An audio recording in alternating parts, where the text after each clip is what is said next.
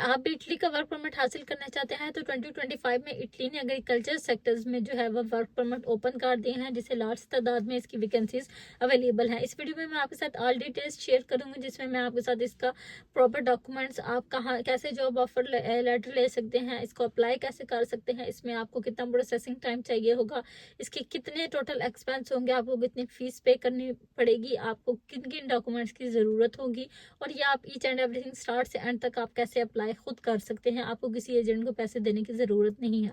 तो easy way में मैं आपको बताऊंगी कि इटली का 2025 एग्रीकल्चर सेक्टर में आप कैसे जा सकते हैं। स्पेशली नॉन यूरोपियंस के लिए है, जो कि पाकिस्तान या डिफरेंट कंट्रीज़ में लोग रहते हैं और यूरोप कंट्रीज़ में जाने के ख्वाहिशमंद हैं, बहुत ही कम बजट के साथ, जिन्हें एजेंट को पैसे देने की ज़रूरत नहीं है।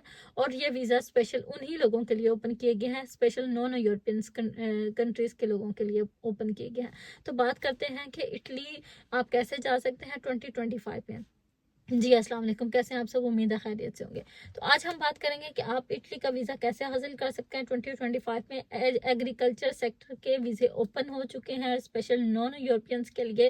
अब इसमें मेन चीज़ आ जाती है कि आपको सारे डॉक्यूमेंट्स में, जो भी मैं आपके साथ आगे शेयर करूँगी, मेन चीज़ है उसकी कि आपको जॉब ऑफर लेटर कैसे मिल सकता है। तो इसका भी मैं एक इजी प्रोसेस है आपके साथ शेयर कर देती हूँ। तो आपको सबसे पहले जो यूज़ आपने करना है वो जॉब पोर्टल्स यूज़ करने हैं। किसी एजेंट से आपने पैसे खरीद कहते हैं कि भाई पैसे दे के आपने वीज़ा ख़रीदना नहीं है, क्योंकि ये वीज़ा फ्री में अवेलेबल हैं जो कि इटली डायरेक्ट आपको देना चाह रहे हैं। लेकिन हर चीज़ को कहते हैं कि आपको हासिल करने का एक तरीकाकार होता है, एक वे होता है। तो आपको थोड़ी एफर्ट खुद भी करनी पड़ेगी। सबसे पहले आपने एक बेस्ट किस्म की सीवी तैयार करनी है। आपकी सीवी बहुत अच्छी, इसका टेम्पलेट आपने प्रॉपर उसमें अपनी स्किल्स मेंशन करनी है। सीवी कैसे किसी भी कंट्री के लिए रेडी की जा सकती है, इसकी वीडियो मैंने अपने यूट्यूब चैनल पर भी डाली है, आप वहाँ पर जाकर प्रॉपर देख सकते हैं। तो आपने इटली के अकॉर्डिंग आपने सीवी जो है वो रेडी करनी है, प्रॉपर प्रोफेशनल वे में आपकी सीवी होनी चाहिए। अब आपने सबसे पहले मैं आपको वेज बता देती हूँ कि आप इस जॉब के लिए अप्लाई कैसे कर सकते हैं। अब बात करेंगे जॉब पोर्टल्स, कुछ ना कुछ होते हैं सीजनल एग्रीकल्चर जॉब्स के थ्रू प्लेटफॉर्म्स होते हैं जो कुछ कनेक्टेड होते हैं इन इंटरनेशनल वर्कर्स के लिए, इटालियन एम्प्लॉयर्स के साथ। तो आप इनको अप्लाई कर सकते हैं। ईयोर्स कहते हैं, EURES, जिसका मतलब है यूरोपियन जॉब मोबिलिटी पोर्टल। आप जाकर सर्च कर सकते हैं, गूगल पर भी आप जाएं, सर्च करें, आपको वहाँ पर प्रॉपर डिटेल्स आ जाएंगी। फिर आ जाता है इंडीड इटली। इंडीड एक बहुत बड़ा प्लेटफॉर्म है, आपने देखा होगा, आप वहाँ पर किसी भी कंट्री के लिए आप जॉब्स खुद अप्लाई कर सकते हैं। इंडीड पे आप जाएं, इटली की इंडीड इटली लिख के आपके सामने उसकी प्रॉपर वेबसाइट और सारी डिटेल्स जो है वो ओपन हो जाती हैं। उसकी बात करें एग्री जॉब होता है क्वालिटी। इटली का जो मेन एग्रीकल्चर ऑर्गेनाइजेशन है ना, समटाइम्स जो है वहाँ पर सीजनल जॉब ऑफर्स आपको मिल जाते हैं डायरेक्ट। आपने जाकर वहाँ पर अप्लाई करना है डायरेक्ट। जो चीज़ आपको समझ नहीं आती या आपको चीज़ मेरे बोलने में समझने में मुश्किल हो रही है, आप जाएँ डायरेक्ट उसे गूगल पे टाइप करें, आपके सामने वो चीज़ ओपन हो जाएगी। अब इसका मैंने शॉर्ट फॉर्म में नाम बता देते हैं, एग्री जॉब। इटली का मेन एग्रीकल्चर ऑर्गेनाइजेशन है जो कि पोस्ट करती है वहाँ पर सीजनल जॉब ऑफर्स जो हैं वो वहाँ पे करती है। इसके अलावा अगर हम सेकंड वे में बात करें तो बहुत सी रिक्रूटमेंट एजेंसीज होती हैं, जो लाइसेंस एजेंसीज होती हैं, स्पेशली वो इन्हीं सीजनल वर्कर्स के लिए बनाई गई होती हैं। आप उनके थ्रू भी आप जॉब वगैरह हासिल कर सकते हैं।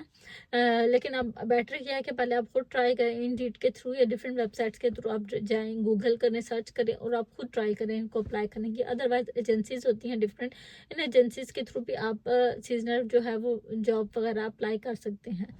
लेकिन कोशिश आपने ये करनी है कि आपने उनको पैसे नहीं देने हैं, क्योंकि अगर एजेंसीज भी हैं जो आपसे पैसों की डिमांड कर सकती हैं, लेकिन अगर आपसे वो बहुत ज़्यादा पैसों की ऐसी डिमांड कर रही हैं तो ट्राई आपने करना है कि आपने बहुत ज़्यादा किसी स्कैम में नहीं आना। जो चीज़ें आप खुद कर सकते हैं उनको आपने खुद ट्राई ज़रूर करना है। इसलिए ईच एंड एवरीथिंग डॉक्यूमेंट्स मैं आपके साथ शेयर कर रही हूँ। बाकी चीज़ें आप कुछ गूगल से भी हेल्प ले सकते हैं कि मज़ीद डॉक्यूमेंट अगर आपको कुछ समझ नहीं आता इसके लिए।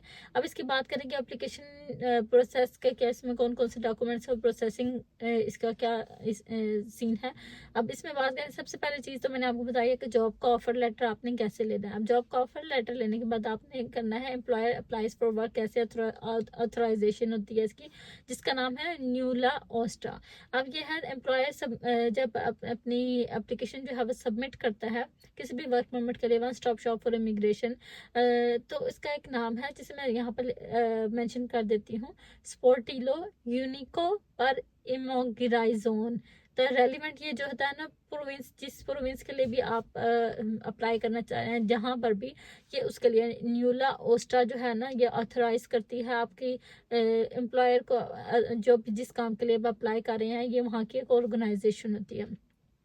अच्छा, इसकी बात करें तो वीज़ा एप्लीकेशन जो है वो आपने क्या करना है कि जब आपका न्यूला ओस्टा जो है वो प्रूफ कर देती है सबसे पहले, तो आपने फिर अप्लाई करना है seasonal work visa Italian embassy के थ्रू कॉन्सुलेट करना है, जहाँ पर भी आप अपनी होम कंट्री है उसके वहाँ पर ही आपने न्यूला ओस्टा के अकॉर्डिंग इसके आपने जब अप्रूव हो जाते हैं तो आपने वहाँ की एम्बेसी, जहाँ पर भी आप फॉर एग्जांपल आप पाकिस्तान में रह रहे हैं, तो आपने वहाँ पर अपना ये सीजनल वर्क वीज़ा अप्लाई करना है और आपने रीच करना है अपनी एम्बेसी को, इटालियन एम्बेसी को आप कॉन्सुलेट करना है, आप जिस कंट्री में भी रह रहे हैं वहाँ पर भी। अब इसके बाद आपने ट्रैवल जब इटली के करना है, वीज़ा आपका अप्रूव हो जाता है तो उसके वैलिडिटी पीरियड के अंदर अंदर आपने इटली जो है वो ट्रैवल करना होता है।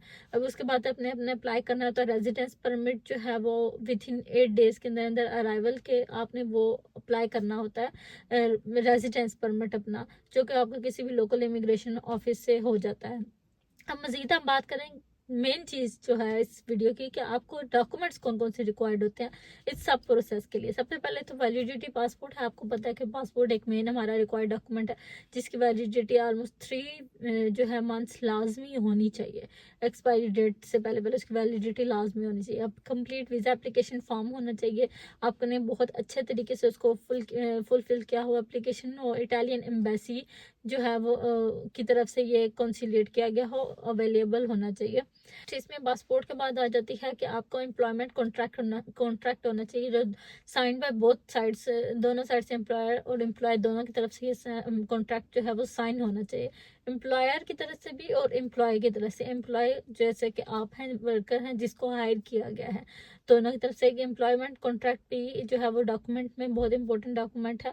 नेक्स्ट आ जाता है न्यूला ओस्टा वर्क ऑथराइजेशन, जिसकी मैंने आपके साथ पहले बात की है। प्रूफ ऑफ अकोमोडेशन आपके पास होनी चाहिए, आपके पास ये प्रूफ होना चाहिए कि आप जब यहाँ से जाएंगे तो आप वहाँ पर कहाँ पर स्टे करेंगे, आपके पास रहने की जगह कौन सी, आपने अगर आपसे इंटरव्यू में भी ये पूछा जाए तो आपने उनको बताना होता है। आपके पास प्रूफ ऑफ अकोमोडेशन होनी चाहिए, आपकी हेल्थ इंश्योरेंस होनी चाहिए, आपकी प्रूफ ऑफ फाइनेंशियल मींस आपकी बैंक स्टेटमेंट या जो भी चीज़ आप जितना टाइम वहाँ पर रहते हैं उसको, जो भी आपके फाइनेंशियल एक्सपेंस है उसको कवर करे।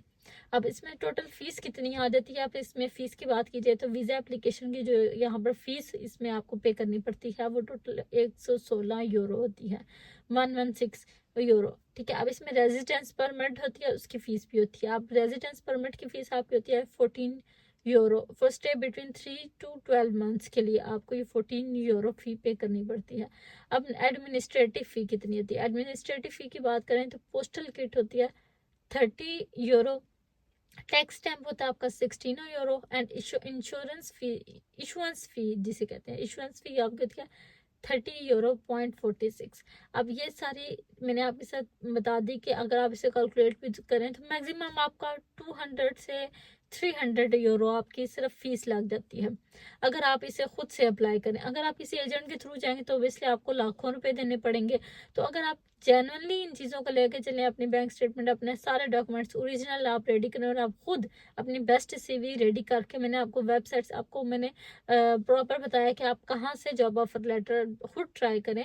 तो होप से अगर आप खुद ट्राई करेंगे जेन्युइन वे से तो आपका टोटल इसमें फीस जो है वो आपकी 200 यूरो ऑलमोस्ट इसके अराउंड अबाउट लग रही है, तो आप इजीली हासिल कर सकते हैं।